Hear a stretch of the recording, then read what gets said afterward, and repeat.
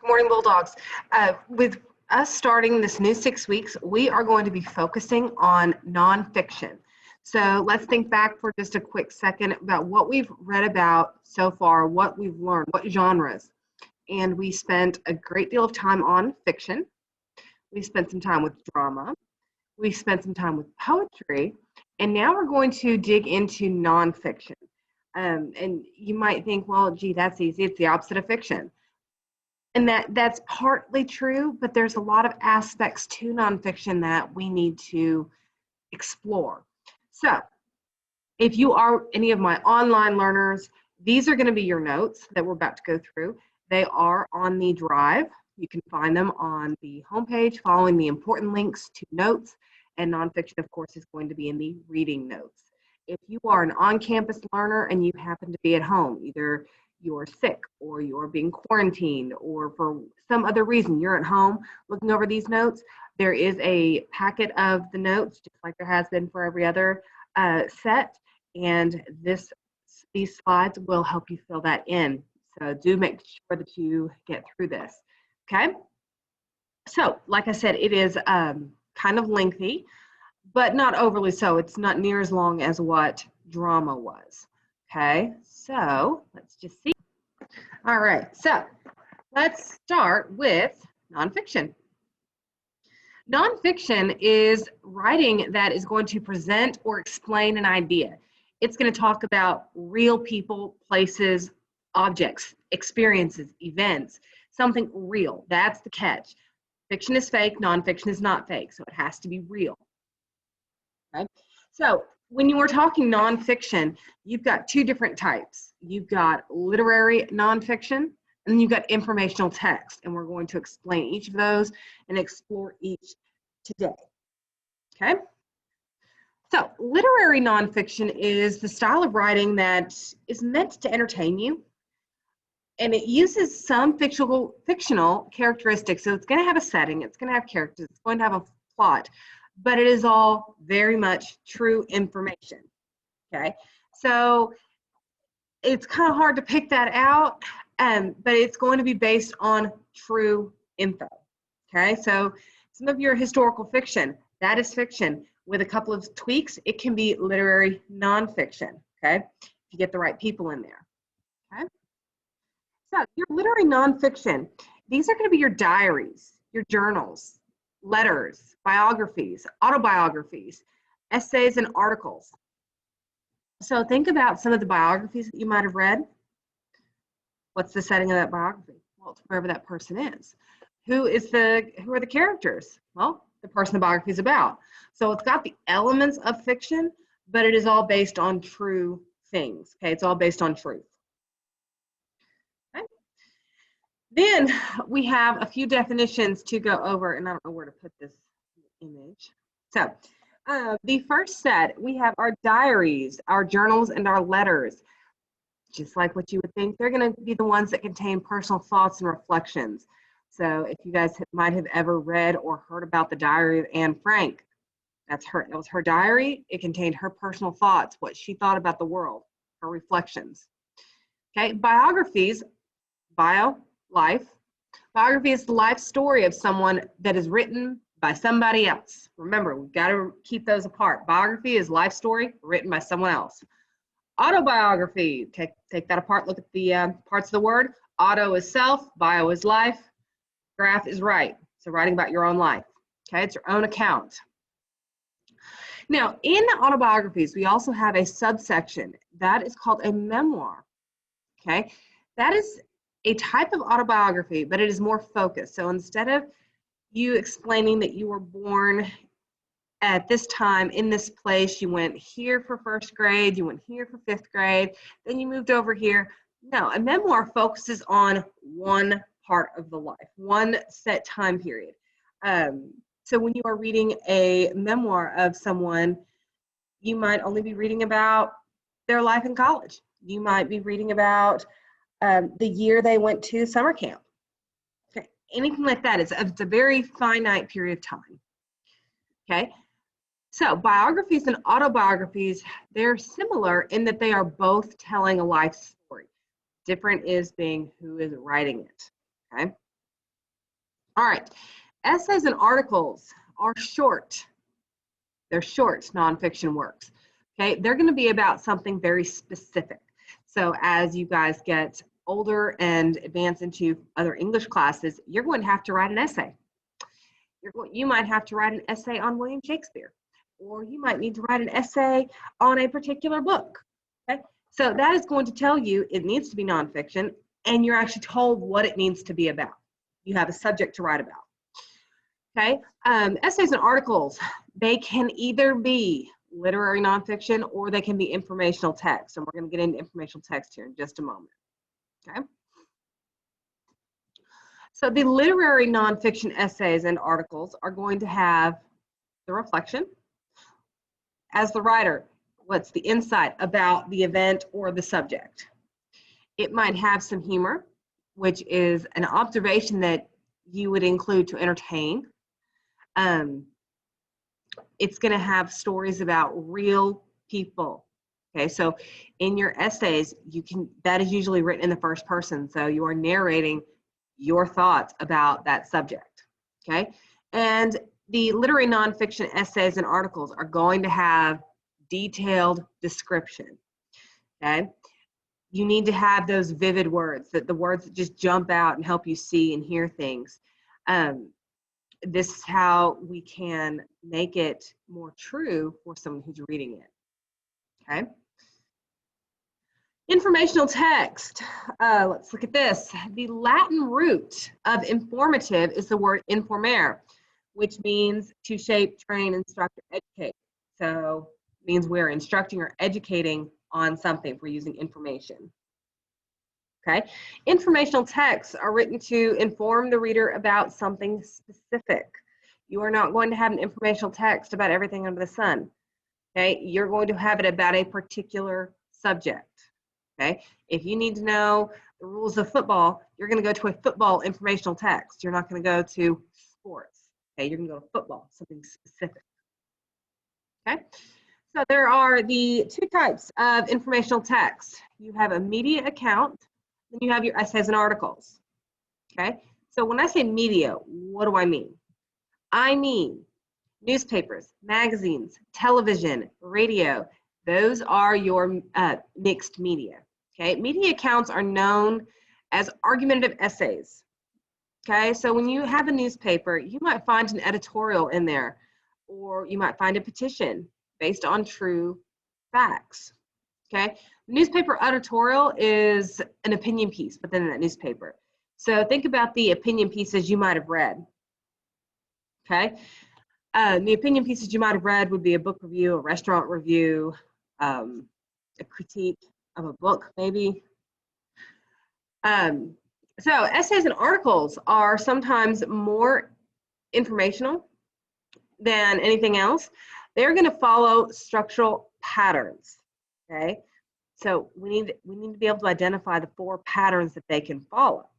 They could be expository, which you guys know how to write expository because you've been doing it for a couple of years. Expository is explaining, okay? That is going to present facts. It's going to discuss an idea. It's going to explain the process of something, okay? You've also got persuasive writing. That is where the author is trying to convince you to do something, believe something, or take some kind of action. Okay, procedural writing is only about giving instructions on how to do something. So it's step by step. First do this, then do this, then do that. Okay. Then you also have argumentative essays, which you guys are in 7th grade now. We know that you guys know how to argue. Well, now you're going to put that on paper to do it. It's an argumentative essay. So it's making an argument, and you're going to use your logic and your emotion in that essay to bring out your point and to prove your point, if you will. Okay. All right, so your types of argumentative essays. These are the fun ones. Okay. We have parallelism. Okay. That is using a similar grammatical construction to express ideas of equal importance. Okay, so you can have 2 different things going on parallel, one right after the other, okay? They're going to have the same grammatical construction. It's how you're going to explain 2 ideas that are equally important, okay? Then you have critiques.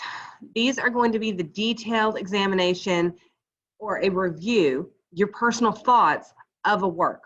So a book report, a movie review, restaurant review. You could be doing a debate review between people. But those are going to be opinion-based, supported by the facts. Okay, so your review. If you wanted to do a review of Mulan that came out in July, okay, what's your opinion of that movie? Was it good? Was it bad? In between? What were the good parts, the bad parts? But you're going to reflect using facts from the story, using facts, things from the movie to support your opinion. Can't just say, well, it was a bad movie or it was a good movie. What made it good? What made it bad? Okay. You also have rhetorical questions in your argumentative essays. Rhetorical questions are asked by the author only to reinforce an idea. You are not supposed to answer them. Okay, so don't even try. Okay, they're meant to just get you to think. So when your teacher asks you, do you guys want homework tonight? That's rhetorical. No, you don't want homework tonight. The teacher knows you don't want homework tonight. That's to get you to think about your answer. Okay, rhetorical is do not answer. It doesn't need to be answered. Okay. So elements of nonfiction. There are two main elements. And yes, we're getting into elements again. We've had elements in drama, elements in fiction, elements of poetry. Nonfiction is the exact same. So our two main elements that we're going to be talking about and exploring. We have organization. There are specific types of organization for nonfiction pieces, and we need to understand them all. Okay. Then we also have author's purpose. That is very unique to nonfiction. Okay. So nonfiction, those works are organized using different structural patterns to present information for the reader, to make it more understandable, make it make sense. And when you're looking at nonfiction, you've got four main types of organization. You have chronological, which again, we talked about the root words. Chron means time, chronological, time order. We've got compare and contrast, okay? We talked about those also. That is finding similarities and differences. You've got cause and effect. You've got one cause, several effects, or you've got several causes to one effect. We've got both, okay? And then we've got problem and solution, which we have talked about that as well, okay? We're going to actually explore those this 6 weeks. And we're going to get a better understanding of each of these types of organizations, okay? So, without further ado, we have chronological, okay? So again, it happens in order which it takes place, first to last, okay? Now, does it have to be the exact first? Not necessarily. Chronological, it could start in the middle, but it's going to go from middle to end. It's not going to go from middle to first to last to second. It's going to go in a chronological order, in time order, okay? So a good example of something in chronological order is going to be your biography. It's written from the birth of someone to the death of somebody in time order, okay? When you are doing a chronological order essay, you need to do some thinking. You might need to get some thoughts on paper using a graphic organizer. Here are two examples of a graphic organizer that you can use. One event leads to the other, which leads to the other. If you need one with dates and times, you could have one that has a year and the corresponding event, the next year and the corresponding event, okay? So those graphic organizers will help you. And as you guys are writing the 6 weeks, we're going to have some activities that you're going to need to use some of these graphic organizers, okay? We also have a compare and contrast. Compare, you're finding the same things. Contrast means you're finding the differences, okay? Compare and contrast is when the author is trying to show you ways that it's usually just two, but it might be more than two. Subjects are similar and different. So how are two countries similar and different? How are two sports similar and different? Subjects, maybe, okay? So one example that I have for you is Abraham Lincoln and John F. Kennedy's presidencies. How were those two presidents similar and how were they different? Okay, that you would use a compare and contrast organization for. So in those essays, you have a chance to explain Abraham Lincoln first, you have a chance to explain Kennedy second, and then you will explain them both together. okay? And you guys have all seen the Venn diagrams. This is how you would normally get your thoughts on paper for a compare and contrast piece. If you needed a third subject, you could always add a third subject at the top or at the bottom to make them all interlock like that. That is a possibility for you. But normally you're only going to have the 2 subjects, normally. But you can go into 3, 4, and so on. Okay. We have our cause and effect organization. This is when one event is going to lead to another. Okay. And it is written to show that you do have a connection. You have a relationship between 2 events. Okay. So you are failing math class. Why? So failing math class is an effect, and you need to know why. What's the cause of you failing math class? Did you not do any of your homework? That could be a cause. Did you do really poorly on a test? That could be a cause. Okay, so multiple causes can go to that effect. Okay, or you could have multiple causes, and you could have one cause and multiple effects. Okay, you went to a football game with your friends and you were out really late and you didn't do any of your homework that is due the next day, and now you have failing grades in multiple classes. So a failing grade in math class is an effect, failing grade in English class is an effect, failing grade with social studies is an effect, all from that one cause of staying out late. Okay. It is important to know that your cause can come before the effect. It can also be the effect coming before the cause. Okay, so you could see either one in the writing, and we're going to explore those once we get into looking at these tests later on, but you should know that it is there and it can go either way. Okay, so when you think about an example of cause and effect, you can think of American history, Texas history, any of the wars that we're going to read about in your history classes. One event leads to another. Okay, one event, one battle will lead to another. Okay. All right, so when you are thinking cause and effect, again, you're going to need some graphic organizers to get those thoughts on paper too. You can do it several ways. These are just 2 of the ways that I can put on this slide for you. First, you have a cause in the middle, going out, like a bubble map with different effects. You could have that. You could also have a cause here and one effect, okay? There are multiple ways to do this. However you choose to show cause and effect, you need it to be labeled so that I know what is your cause and what is your effect. Because remember, effect can come before cause sometimes. Okay, so either of these ways will work. Okay, we have problem and solution organization. This is when an author is presenting a problem and then is proposing and suggesting a solution. Okay, you might have multiple solutions to discuss. That is still problem and solution. So you could have a problem and then the author might give 2 or 3 different solutions and make one seem better than the other. That makes it a persuasive nonfiction piece. Okay, so a good example is looking at the Wright brothers and their plane. Okay, they wanted a quicker way to get around. They solved their problem with a plane. Problem, takes too long to get places. Solution, let's have a plane fly us where we gotta go. Okay. And like I said, we will have some text examples with each of these organizations, and we will kind of take them apart and figure out what makes each of them which. That's going to be in the coming weeks, but I definitely want us to have our notes first. So problem and solution, you're going to use this tree organizer here. And you've got your problem at the top, and then you've got your 3 solutions. You may only have 2, you may have 5, okay? But you can have as many as you need to, okay? All right, author's purpose. When we are talking about nonfiction, author's purpose is still to entertain, to inform, to persuade you. But it's with facts, it's with true things. Usually it's going to be to inform you. But if you did problem and solution, it could be to persuade you to agree with a particular solution as well. Okay? All right, so how can we tell if we are looking at nonfiction? Okay, we've got a few things. And these are some of your text features that we're going to be getting into tomorrow. Now, we're not going to talk about all of these in depth tomorrow, but some of these we will. But these are some of your text features that you're going to see in some nonfiction.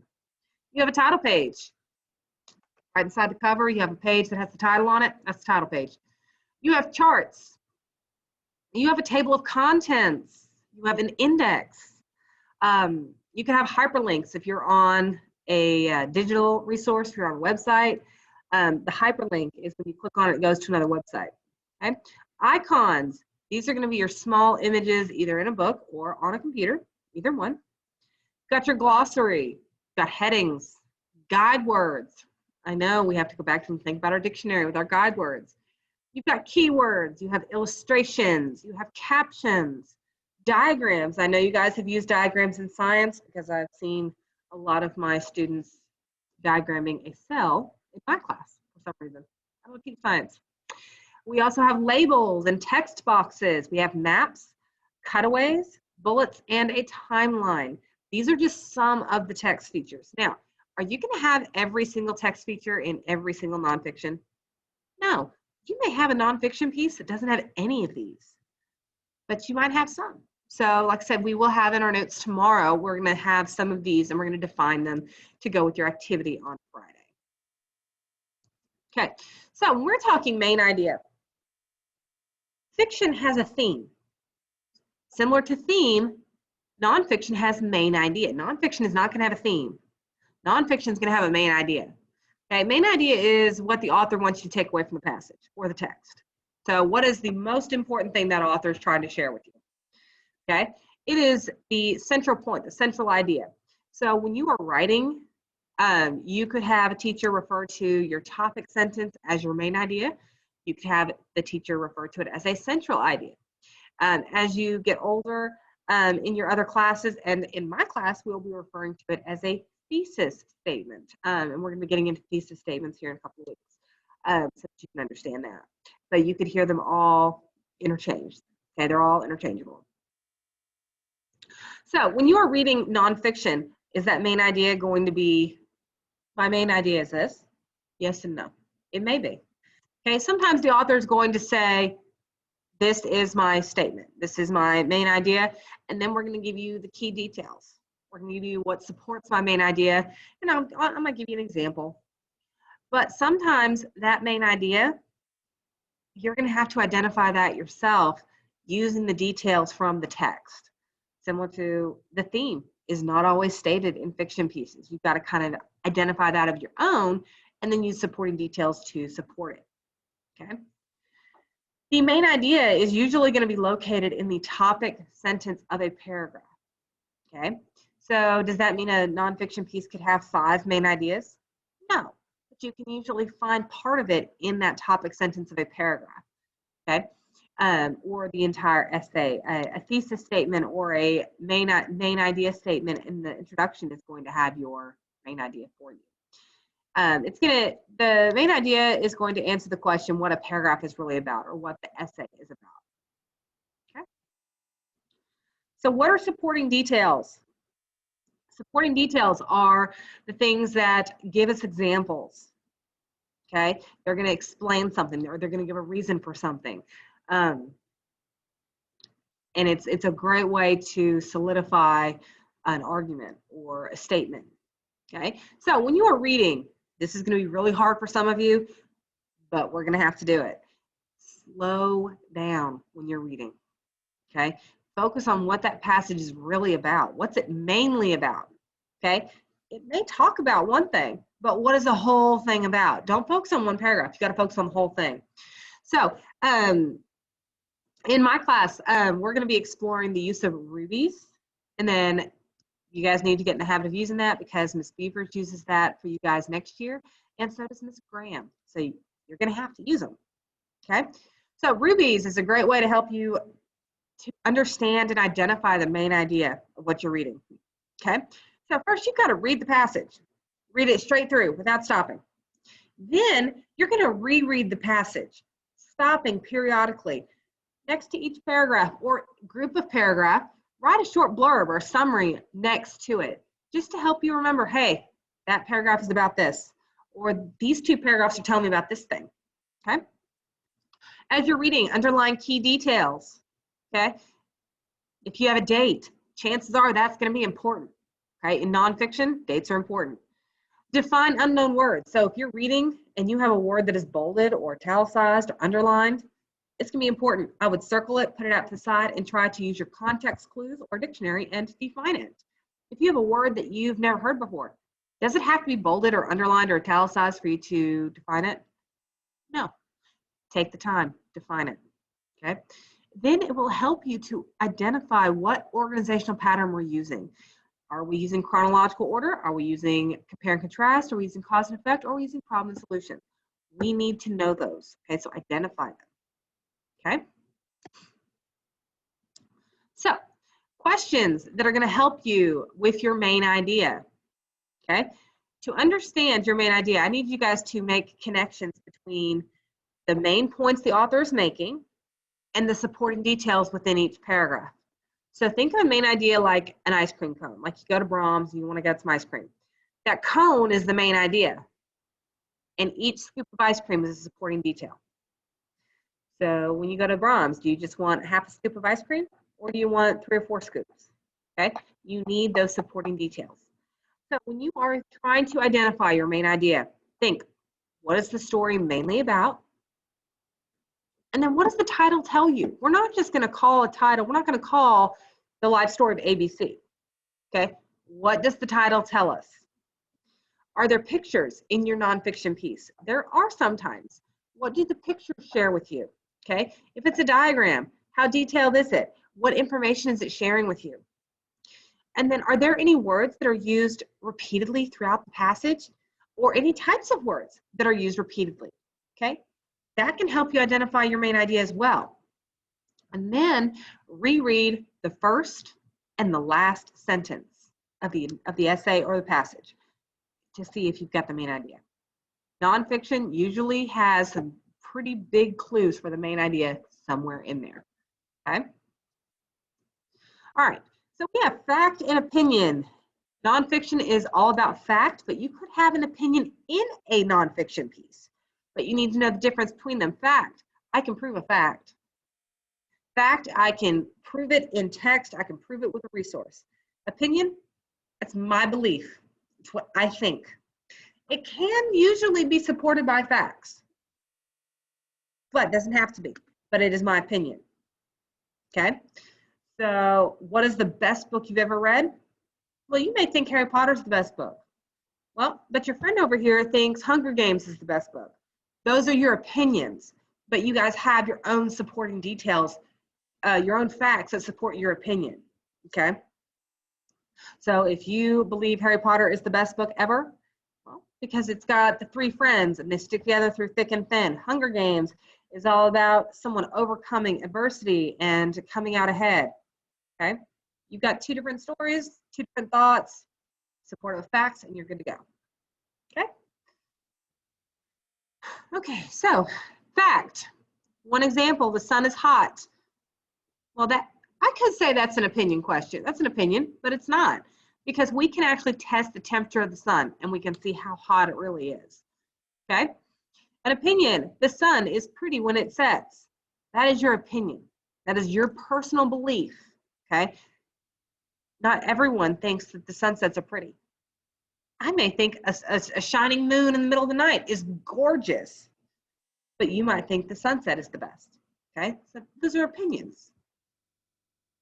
So what I need for you to do today is on a discussion board, you have 10 questions to answer for me on a discussion board. This is for a grade.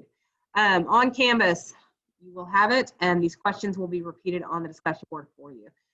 So using complete sentences, okay, again, complete sentences. I need a subject and a predicate in those sentences.